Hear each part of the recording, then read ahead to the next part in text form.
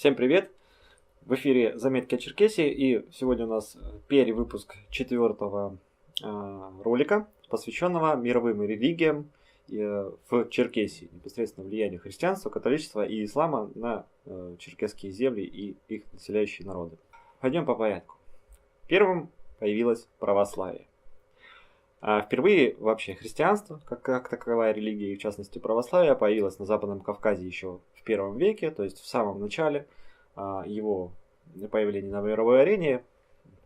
Первые, скажем так, представители какие-то христианства, проповедники стали появляться в том числе и в этих землях. Все это произошло благодаря апостольской деятельности двух святых, это Андрей Первозванный и Симон Канонит, которые проповедовали в причерноморских греческих колониях на Кавказе, а отсюда, соответственно, все эти проповедники попадали в глубинные земли Черкесии, тогда она называлась еще Зихия, и религия распространялась среди предков адыгов. Считается по преданию, что Андрей Первозванный в 40-х годах еще первого века нашей эры проповедовал христианское учение среди кавказских народов алан, предков осетин, абазгов, предков абхазов, и зихов. Соответственно, по преданию считается, что язычники, они плохо восприняли эту проповедь и попытались его убить. Однако подивились якобы кротости и подвижничеству этого апостола и оставили свои намерения.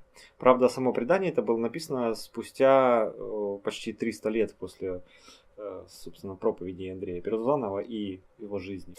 По различным источникам считается, что Андрей Первозванный с этим Симоном Канонитом сначала пришли в земли черкесов, адыгов, через Абхазию, то есть они остановились в Абхазии, в городе Себастополис, тогда он назывался, это нынешний Сухуми, где, значит, Андрей Первозванный оставил Симона Канонита, а сам отправился дальше на запад, в земли джиггов, которые приняли очень его враждебно, и он вынужден был оставить их земли, опасаясь за собственную жизнь.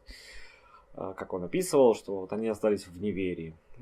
И отправился на запад дальше. Что касается Симона Канонита, он продолжает свою апостольскую деятельность на территории Абхазии. Позже был убит, собственно, зихами, предками адыгов, и похоронен в центре такой, епархиальном центре первого христианства в городе Никопсисе.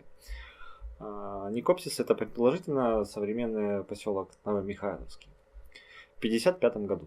Таким образом, получается, что именно эти два апостола, они оказались первыми проповедниками, полноценными именно христианства в рамках Черкесии, древней еще. Они были привлечены в эти колонии переселенцами, древними евреями, переселенцами из Иудеи, которые имели хорошие связи со своей родиной, и именно вот оттуда информация произошла о том, что они готовы увидеть этих апостолов у себя на новой земле. В IV веке, после того, как христианство стало государственной религией в Римской империи, значительно оно усиливает позиции, соответственно, в тех же самых греческих колониях, которые на тот момент подчинялись Риму.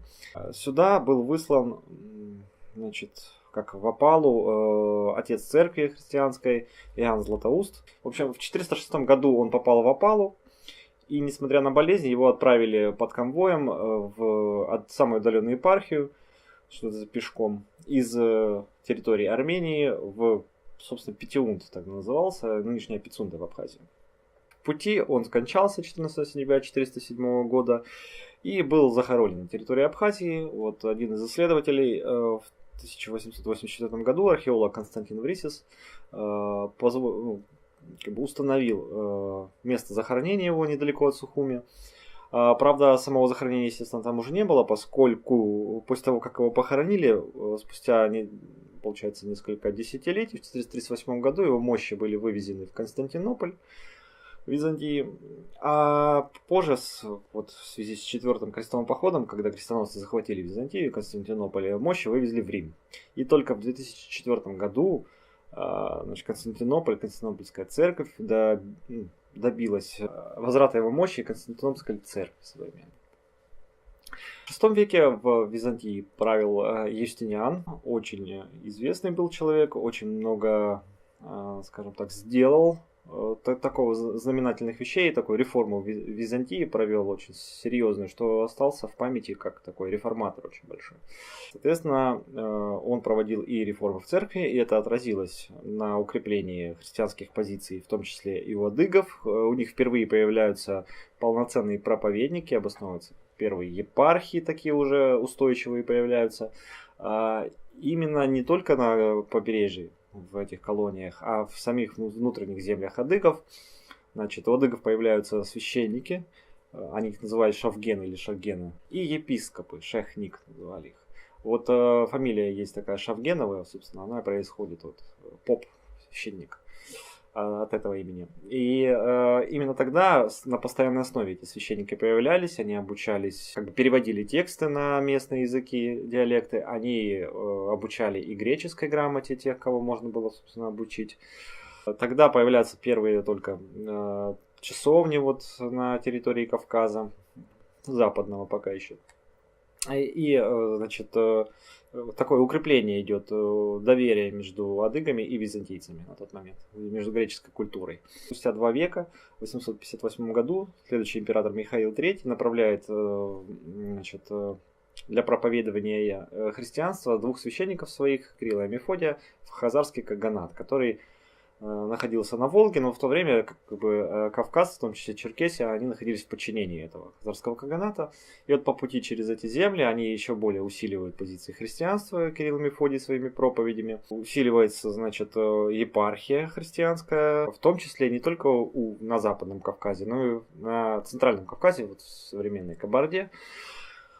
Там появляются в древнем хазарском городе Маджары, довольно большом, первая полноценная христианская церковь и священники, которые начинают там действовать из этих земель.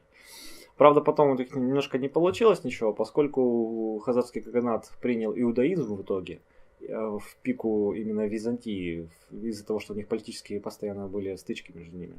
И как бы христианство дальше туда уже не распространялось. В это время появляется первое упоминание о так называемой Зихийской епархии. То есть полноценной епархии, в которой есть вот, патриархат свой, священники, она подчиняется Константинополю, но действует уже более-менее самостоятельно на этих территориях. Считала, что это как бы, территория этого епархиата, она свободна от иконоборчества. И в Зихии такие непатриархальные центры находились в городах Фанагрии, в Тамане современный тогда назывался Намитраха, Зихополис и Никопсис, о котором уже упоминали. В самих документах встречаются подписи вот этих епископов Зихийского и Фанагорийского в новородженных соборах в Константинополе. То есть это как бы документально подтвержденные факты. В то же время в Абхазии появляется так называемая Базгийская епархия, которая тоже подчинялась Константинополю. Она была отдельно на этих территориях действует. И сама епархия, она тоже делилась на более мелкие местные, Анакопийская, Петиунская, и располагалась в основном вот в Севастополе, в Сухуме современном, и в Петиунте, в Пицунде. В 8 веке это как раз аббасская епархия, она на какое-то время попала под влияние грузинской епархии. В связи с тем, что усиливается само абхазское государство, оно как бы образуется, и пытается как-то политически отделиться от Византии, и поэтому вот в пику этого и духовная церковь переподчиняется на соседей. Но в 9 веке она вновь возвращается в Никопийскую епархию и как бы входит в общий состав черкесских епархий. Но это как бы не осталось незамеченным, что называется. Дело в том, что это стремление к политической независимости в итоге привело к тому, что раз церковь вернулась в Никопсийскую епархию, то несогласные решили отделиться. И, значит, какая-то часть вот откалывается от них, от этой епархии, посылают отдельную делегацию в Антиохию, в Сирию, к первоначальной церкви, да, то есть первоапостольной. И, значит, просят там поставить в Абхазию своего католикоса абхазского. То есть, как у грузин, армян, чтобы была своя полностью независимая церковь. Что, в общем-то, на соборе в Антиохийской церкви при патриархе Феофилакте было решено положительно. Назначает им католикоса Иоанна. и который и со своими приспешниками должен был поминать при богослужении именно антиохийского патриарха. То есть, по сути дела, становится независимая абхазская церковь, абхазский католикосат появляется со своим патриархом с правом полностью избирать католикоса самостоятельно. По возвращении в Абхазию, значит, этот католикос Иоанн выбирает город Пицунду, чтобы не в одном городе быть, абазгийской епархией, да, получается, врагом их. И, значит, отсюда образуют эту параллельную церковную систему. Причем именно это время является, вот время раскола, является временем наибольшего распространения христианства в Абхазии. Получается, уже две церкви очень хорошо обрабатывали население. Отдельно скажем про этот католикосат, потому что он особо в теме не касается общей темы. Значит, в XII веке, получилось, политически слились государства Картлийское грузинское и Абхазское при Давиде IV строителе, грузинском царе. И в это же время происходит у них церковное объединение. Значит, католикос Мцхетский распространяет свою духовную власть на всю Грузию и Абхазию, получается. Включается абхазский католикосат в общий грузинский. Однако это ненадолго этого хватает. В XIII веке, когда монголы, получается, проходят через Грузию, происходит разрушение грузинского государства. Церковь также разделяется на две части. По сути дела, абхазская часть, она с западно-грузинской, с мингрельской объединяется в некий такой общий католикосат западный. В 1390 году в Пицунде на этот престол католикосов был возведен католикос Арсений, который был уроженцем Западной Грузии и оказался на престоле именно абхазских католикосатов благодаря военному походу мингрельского владетеля Дадиани в Джигетию и Абхазию. Значит, во второй половине XVI века происходит перенесение кафедры из Пицунды в так называемый Геладский монастырь в Западную Грузию, то есть перетягивается на грузинские территории. И с этого времени патриархии этого католикосата именуются так называемыми абхазскими и имеретинскими. А 17 века наоборот, имеретинскими и абхазскими уже. Однако последний абхазский католикос Максим II из княжеской фамилии Абашидзе из-за того, что оказался в политических разногласиях в контре с царем имеретинским Давидом, был вынужден уехать на жительство в Россию. Царь Давид, напротив, тогда размышлял о политической самостоятельности своего государства Имеретии и больше равнялся на Турцию. Таким образом, вот какое-то время еще он жил в России, потом этот Максим II решил сделать паломничество в Палестину. Однако по пути скончался в 1795 году, а с его смертью, собственно, и прекратил свое существование вот этот абхазский католикосат. Но вернемся обратно. С X по конец XI века существует уже объединенная епархия, архиепископия Тамартахи, то есть Тамани, и Зихи, с центром, собственно, в Тамани. Однако в эти годы происходит поход русского царя Святослава против Хазарии. И после разрушения Хазарского каганата он возвращается через Кубань и основывает так называемое Тмутараканское княжество, которое еще больше укрепилось походами следующего царя Владимира на Херсон. Таким образом, возникло Тмутараканское русское княжество на территории Тамани и Восточного Крыма, то есть на территории той самой Тамартахской, Таманской епархии. Что касается вот этого периода, он длился примерно 100 лет. Если обсуждать версии влияния именно русской церкви, то на самом деле его не было. Там ничего не изменилось изначально с той епархией. Она не стала подчиняться Киевской митрополии. Она по-прежнему оставалась Тамартахской, так называемой, епархии, которую после прихода в эти земли преподобного Никона, который построил здесь первую христианскую церковь, при котором эта церковь, епархия, стала называться Тмутараканской епархией. Но она по-прежнему подчинялась Константинополю. По сути, Никон этот был единственным русским, так называемым, угодником, который подвязался проповедовать на Северном Кавказе. В общем, больше кроме него в те времена и не было никого. Чуть позже, значит, при императоре византийском Алексее Комнене, это примерно конец XI, начало XII века, и патриархи при нем Евстратий, кафедры эти были вновь разделены, то есть появилась отдельно Зихийская епархия опять, отдельно была Абазская епархия, Центром Зихийской епархии сделали город Никопсис, опять Новомихайловская.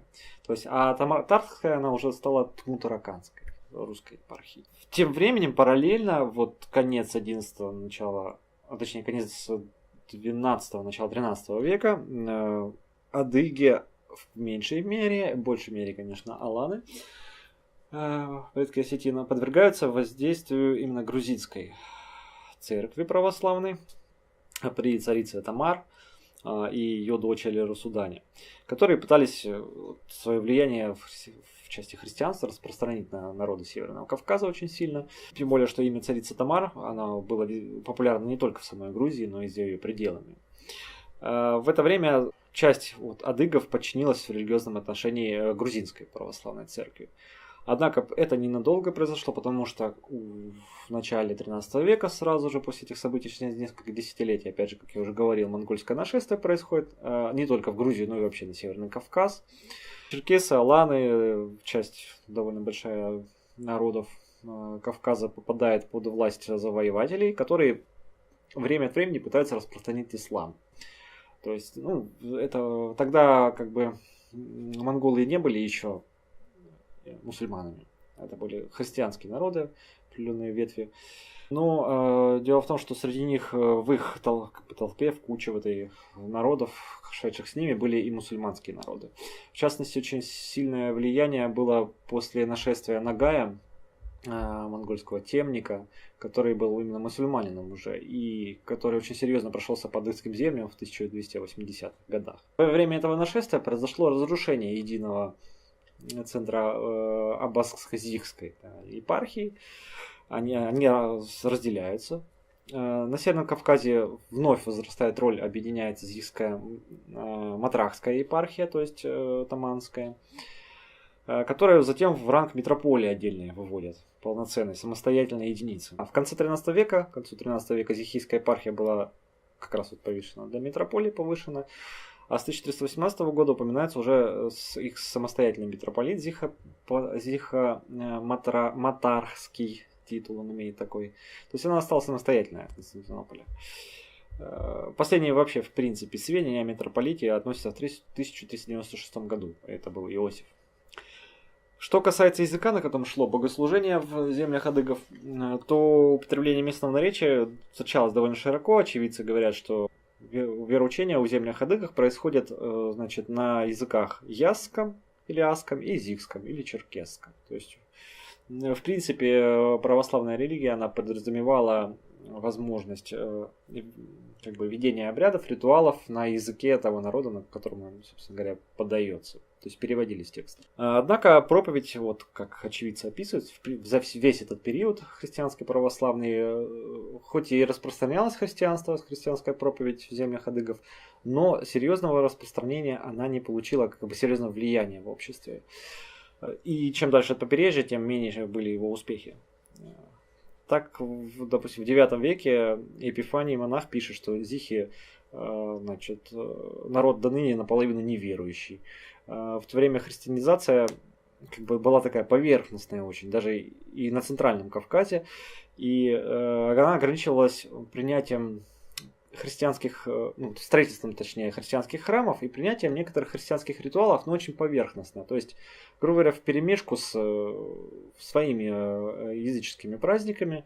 То есть, в частности, это брались какие-то обряды, праздники, посты, отдельные молитвы, отдельные святые, Святой Дух появился, но все это шло вперемешку с местной религией, которая, в принципе, была самодостаточной и не требовалось каких-то еще идей, которые приносили христианство.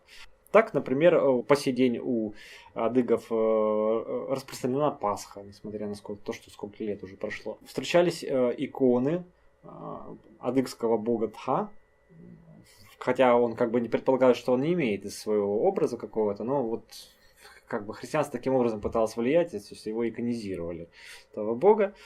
Иисус Христос, он же Ауш Джериджи, как он назывался у них, Иисус греческий, он так и не стал фигурой центрального пантеона адыгского и пополнил, по сути, черкесскую мифологию. Появились образы Богоматери, Тханане, ну, Святой Дух, как я уже говорил, Писатха. Ну, то есть, сама суть христианства свелась к тому, что оно просто очень хорошо, удобно смешалось с какими-то частями своими с адыгством, и продолжала в таком виде существовать, в общем-то, до самых поздних веков, до самой почти современности, да, 20 века. Стоит отметить проведение ритуальных обрядов в священных рощах, свойственных адыгству, где просто вешались кресты или ставились какие-то кресты, и шло поклонение именно в священной роще. То есть понимание было совершенно вот свое какое-то. И интересная заметка, значит, путешественника 1500 года Джорджо Интериано, итальянского. Он говорит так, что знатные адыги до 60-летнего возраста в храм не ходят. Ибо, ну, как бы они сам в храм не входят, то есть могут на лошади просто даже подъехать около входа, если там какой-то ритуал проводится, но участие в нем не принимают. Поскольку живут, как они, многие грабежом, и считают недопустимым, как бы, тот факт, что они, занимаясь такими вещами, они могут осквернять церковь, для них в их понимании это было осквернение. И по прошествии вот какого-то срока, к концу жизни, они оставляют грабеж, как бы уходит, условно говоря, на пенсию, и только тогда начинают посещать богослужения, которые в молодости слушают не иначе, как у дверей церкви, не слезая с коня. Ну и как бы он напоминает, что священники иногда у них служат, по-своему употребляя греческие слова и начертания, но не понимая их смысла. Вернемся чуть раньше. В середине XII века происходит распад Мутараканского русского княжества. Эта часть в результате попадает под влияние Византии опять, и происходит повторное переподчинение непосредственно Византии, этих адыгов, которые проживают на этих территориях. Однако этой ситуацией удачно пользуются католические миссионеры, которые с 1237 года начинают сюда активно приезжать. Приезжает католический миссионер Юлиан на Тамань, который, значит, описывает вот этот приход, их встречу с адыгами, с их греческими священниками. И в это время, как бы, почему он усиливается, с падением Константинополя перед крестоносцами в 1204 году католическая вообще вера очень сильно начинает укрепляться в Восточной Европе. И только усиливается с появлением уже генуэзских итальянских колоний на побережье Северного Кавказа. Центром деятельности генуэзцев становится колония Кафа в Крыму, откуда они начинают посылать католических миссионеров в земли адыгов.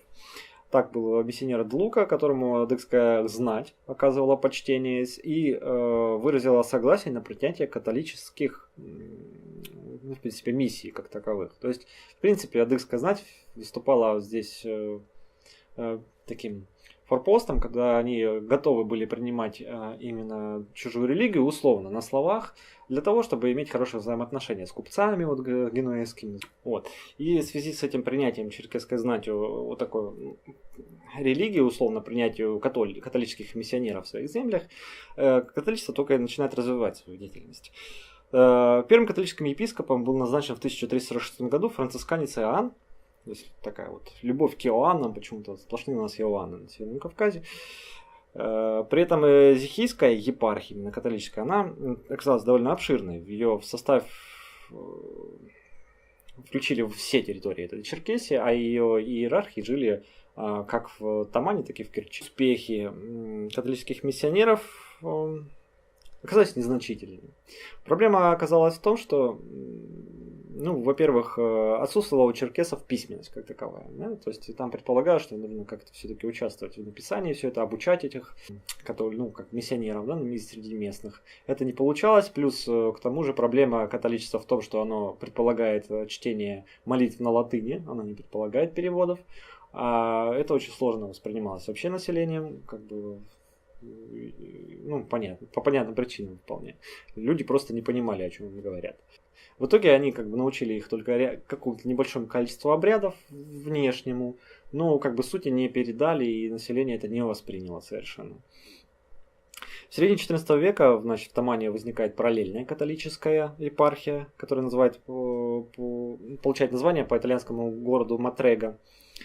И в 1349 году первым католическим архиепископом ее был поставлен францисканец, тоже Иоанн францисканец, который, как оказалось, был черкесом по происхождению, который когда-то в рабстве продали в Италию, и там он сумел выбраться из рабства, достигнуть таких определенных успехов, став католическим миссионером и вернулся на родину проповедовать своим собратьям правильную религию, по его мнению. Известно, что он умер в 1376 году, а кто занимал кафедру после него и какая ее судьба, уже история умалчивает. С 1419 года Матрега вообще, в принципе, становится непосредственно в подчинении итальянской сеньории, и до 1482 года ее владеют представители католической крупной генуэзской фамилии де Гизольфи. Есть мнение местных ученых, почему оно так еще не распространилось, также католичество. Считают, что генуэзцы старались навязать именно эту религию черкесам безуспешно. Однако дальше вот аристократии все это дело не пошло, и в целом еще проблема заключалась в том, что католические миссионеры они вообще не брезгали методами, то есть, грубо говоря, могли кнутом и пряником, то есть иногда пытались силой навязать эту религию, что очень как сказать, воспринималось негативно местным населением совсем уж. Таким образом, как бы черкесы в основном продолжили как бы воспринимать верование только своего собственного адыгства и христианства в видоизмененном виде, в таком православном. Оно для них более приемлемым оказалось. А также с падением генуэзских колоний в 15 веке с приходом турок связана история так называемых френк-кардашей, про которых будет отдельный выпуск, то есть вот тех людей, которые приняли католичество, то есть там и черкесы, и генуэзцы, то, многочисленные местные народности, которые были объединены под эгидой католичества, жили вот при этих колониях, и у них там сложилась своя там определенная судьба после появления Османской империи. Проблема христианство дальше оказалось очень тяжелой. Дело в том, что с приходом турок, с приходом крымских татар усилилась как бы такая религиозная борьба. Дело в том, что для успешного распространения христианской религии как бы нужен главный фактор — это присутствие людей, то есть вот проповедников, да, которые будут рассказывать это, показывать, проводить обряды. Некоторые обряды христианства вообще в принципе только могут проводиться только при священнике, да, то есть попом. Священники христианские, они подвергались гонениям, их уничтожали массово, разграблялись, в общем-то, вот эти святые места, где происходили ритуалы христианские. И все это привело к тому, что исполнение многих христианских ритуалов стало невозможным среди адыгов, и адыгское общество начало понемножку откатываться обратно к адыгству, к языческой религии своей, сохраняя лишь вот какой-то очень поверхностный образ христианских ритуалов.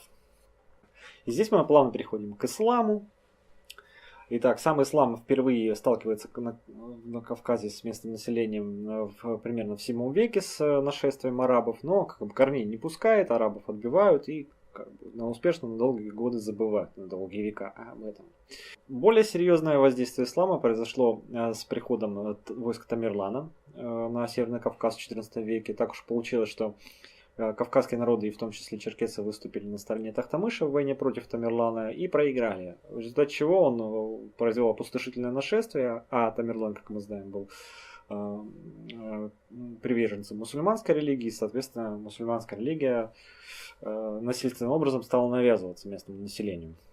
Адыги, конечно, какое-то время этому сопротивлялись, однако вот с 1453 года после падения Византии и особенно после 1475 года, когда Османская империя захватила генуэзские колонии и стала вместе с Крымским ханством, или даже точнее сказать, через Крымское ханство большей частью владеть территориями адыгов, хотя они эту власть не принимали, и начала распространять активно ислам на эти территории. Также особое влияние к этому прибавили и нагайцы, которые поселились в степях к северу от Кубани и тоже были мусульманами. Также они, в общем-то, и кочевали-то и на Центральном Кавказе. Там сильно воздействовали именно в части Кабарды на местное население. Считается, что особенно усердствовали в насаждении именно ислама крымские ханы. Один из них, шах Аббас-Гирей, вот именно он по большей части извел христианских священников среди адыгов очень серьезно. Мусульмане убивали этих священников, сжигали книги христианские, расхищали пасторские жезлы. Лишь небольшая часть людей сумела скрыться вот в горах, в пещерах. А в Кабарде крымский хан вообще поставил в аулах свои войска и силой, в общем-то, принуждал жителей принимать мусульманство. Однако вот первое время очень плохо принималось это мусульманство на этих территориях Центрального и Западного Кавказа. несмотря на вот эти жесткие репрессии, адыги как бы сопротивлялись Крымскому ханству. Оно вообще, в принципе, воспринималось как враг, с ним постоянная война, стычки была. И хотя хуже всего, конечно, было западным адыгам, которые попали под влияние политическое, вынуждены были платить дань. Чуть лучше обстояла обстановка у кабардинцев, которые сумели сопротивляться, отбивались почти 300 лет. То есть они так и не подпали под политическую власть именно Крымского ханства. Они, большую часть времени не платили дани. Тем не менее, те, кто принял ислам, он у них принимался в таком тоже нечистом виде.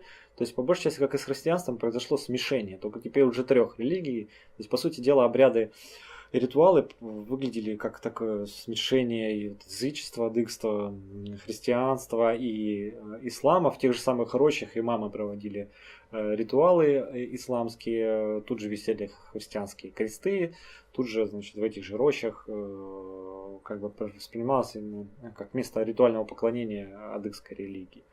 Тем не менее, в конце концов, примерно к 18 веку мусульманство все-таки сумело одержать победу, хоть и пережитки христианства и язычества сохранялись на этих территориях. Было со стороны адыгов какое-то стремление пригласить русских священников вот в более поздние годы, но, как правило, это вылилось в то, что самые небольшие группки, особенно в Кабарде, допустим, кабардинцев, предпочли переселиться в первые появившиеся крепости русские, и так, допустим, мы имеем на сегодняшний день моздокских христианских кабардинцев. Да? Со стороны России епархия пыталась каким-то воздействовать, то есть русская епархия существовала в Астрахани после ее захвата Астраханского ханства, и она распространялась в том числе и на Кавказ. Каким-то образом пытались они воздействовать через кабардинцев, но вот первые стычки с Османской империей, они показали, что как бы распространение вести не получится, потому что это очень негативно воспринимается со стороны Турции. И на какое-то время ушла оттуда российская епархия. Усилия Османской империи, в принципе, на этом направлении, они до примерно 18 века были такими вялотекущими, то есть, конечно, посылались какие-то проповедники ислама, но серьезного воздействия не предполагалось. И дело в том, что как бы Турция пыталась каким-то образом вести переговоры, политически подчинить адыгов, но адыги воспринимали, а чуть позже еще сильнее, да, усиливалось это влияние, воспринимали они султана турецкого как духовного и религиозного, но не политического. То есть в любом случае подчинение и включение в состав Османской империи ими не предполагалось, они этому противились. Любые попытки турецких войск войти на территорию именно черкесов с целью такого подчинения встречались с сопротивлением, адыги сами нападали на турецкие войска крепости постоянно. То есть, как бы мы видим, что и Турция пытается таким образом каким-то договориться, политически подчинить их, военные силы, там, переговорами. И только с приходом России, то есть с приближением российских территорий ближе сюда на Кавказ, с появлением кубанской, Азово-Моздокской укрепленной линии войск на Кавказе русских, Османская империя принимает уже решение провести такую массивную пропаганду, то есть начинается массивный завоз туда проповедников в Адыгею и усиленная накачка вот именно радикальными идеями ислама местного населения именно с целью его настройки против российских войск, против России, в принципе, для того, чтобы они, черкесы, активно нападали на линии российские. Соответственно, ислам, как и с католичеством, с исламом произошла та же тема. Значит, первыми, естественно, приняли исламскую веру аристократы, то есть княжеская высшая власть, поскольку это было в их интересах, в принципе. То есть для них турки заменили генуэзцев, они с ними торговали, общались постоянно. Поэтому для них это было выгодно. То есть это такое поверхностное принятие было, условное такое, для виду. Но именно со стороны аристократии. А простой народ продолжал смешанную такую вот религию проповедовать в своих землях, которые чуть позже, в самые последние годы, уже в Кавказскую войну, усилился именно там в народе мусульманский элемент. Но как такая идея сопротивления русским войскам. И, соответственно, мусульманство укрепилось в первую очередь в княжеских землях. То есть это Абхазия, это бжедуки, темиргоевцы, это кабардинцы особенно. Там, где была сильна феодальная власть, и, соответственно, эта феодальная власть первая принимала новую религию. Что касается географических как бы разделений, то первыми ислам принимают те, кто жил непосредственно на побережье. Так это хигайки, жанеевцы, натухайцы, бжедухи. Вторым эшелоном шли уже субэтносы предгорьев Кавказа, там те же кабардинцы, беслинеевцы, тимиргоевцы. И самыми последними были убыхи, шапсуги и абадзехи, которые занимали самые высокогорные области Северного Кавказа, куда был доступ такой затруднен всегда. Ислам столкнулся с такими определенными трудностями. Ну, во-первых, принятие черкесской элитой самой ислама, оно, конечно, сложило положительную роль для них, но и отрицательную, поскольку укоренение мировоззрения исламского в пику адату, то есть с классическому обычаю, закону, оно было, точнее, невыгодно для правителей, потому что по адатам, получается, они как бы были аристократами, то есть владели людьми, а по исламским законам все равны, и, получается, они как бы теряли свои привилегии, с одной стороны. И, опять же, местная аристократия все-таки побаивалась то, что на основе шариата само крестьянство может объединиться против них, и что, в общем-то, со временем и произошло в Адыгской революции конца 18 века, когда крестьянство с больших крупных народов черкесских на территории Кубанской Черкесии скинуло власть своих аристократов. И в-третьих, особенностью именно ислама и того, что он слабо распространился среди крестьянства, было отсутствие как таковой так называемой вакуфной собственности, то есть стандартной для исламских стран передачи в собственность земель, участков, там, зданий именно церкви, то есть церковь не владела недвижимостью.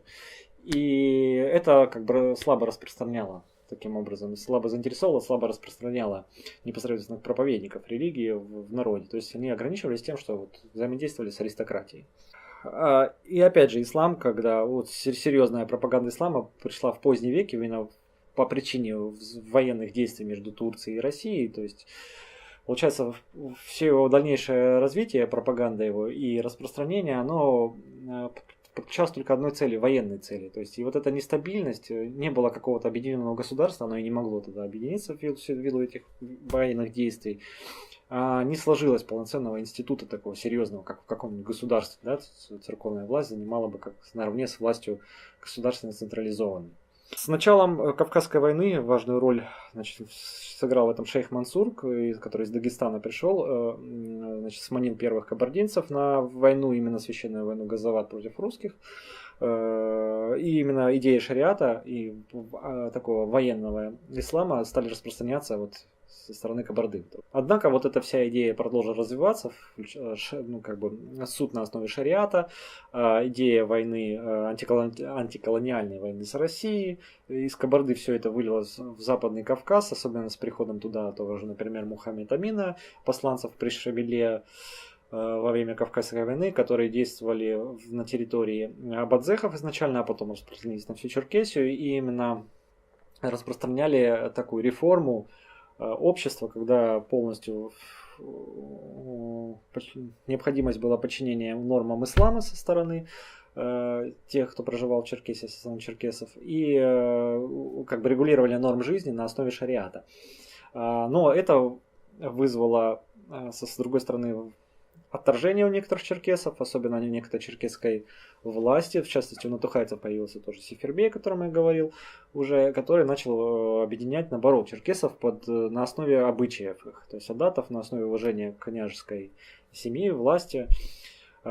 И как бы вот эти два принципа, религиозный и принцип обычая, столкнулись. То есть у них между ними происходили постоянные войны внутри самой Черкесии. И, как мы видим, в последние годы Кавказской войны ислам становится вообще народной уже религией полностью, в связи с тем, что как бы стандартное обращение к богам, оно, с просьбой помочь там, в борьбе с русскими, грубо говоря, люди видели, что ничего не получается, что русские наступают, что земли захватываются, и как бы вроде понималось это как, что боги их не слышат, и, соответственно, слушая вот этих исламских проповедников, они, слушая то, что со стороны Турции может быть помощь, там, они воспринимали и, соответственно, эту религию.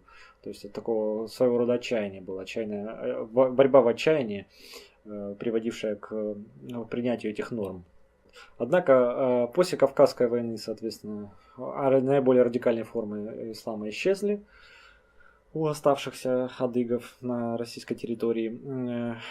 Тем не менее, несмотря на такое усиление, священные рощи продолжали использоваться до самых первых десятилетий 20 века, когда они были вырублены советской властью уже в борьбе за атеизм, скажем так, в головах. И на сегодняшний день среди адыгов распространено в целом мусульманство суннитского толка с примесью некоторых христианских черт вот в таких мелких обрядах праздничных в основном. В советский период на территории черкесских земель в принципе использовалась борьба с любыми религиями, то есть руководство этих республик оно было очень атеистически настроено. Рощи вырубались, но тем не менее как бы обрядовая часть сохранилась. И на сегодняшний день подавляющее большинство черкесов, хоть и мусульмане сунниты, но часть, допустим, моздокские черкесы, они христиане православные. И по последним опросам около 7% населения, в принципе, черкесов России, они признают себя как бы последователями адыгской монотеистической религии, адыгства. Вот. Таким образом, вот, грубо говоря, формы мировых религий принимались, общие такие формы, поверхностные, но суть народная, она осталась в глубине своей все еще языческая. И поскольку сама вот эта религия языческая, монотеистическая, адыгство, она сама по себе была полноценной большой религией, которая, в общем-то, отвечала на большинство вопросов удачно в философии и жизни, и не как бы, ну, составляла серьезную конкуренцию мировым религиям в их принятии, да, населением. Поэтому, я думаю, следующая тема будет про языческое адыгство, про адыгскую монотеистическую религию. О ней поговорим, это будет большой интересный материал. На этом все. Ставьте комментарии, лайки, делайте перепосты и обсуждайте в комментариях эту тему, соответственно, поучаствуем. Всем пока.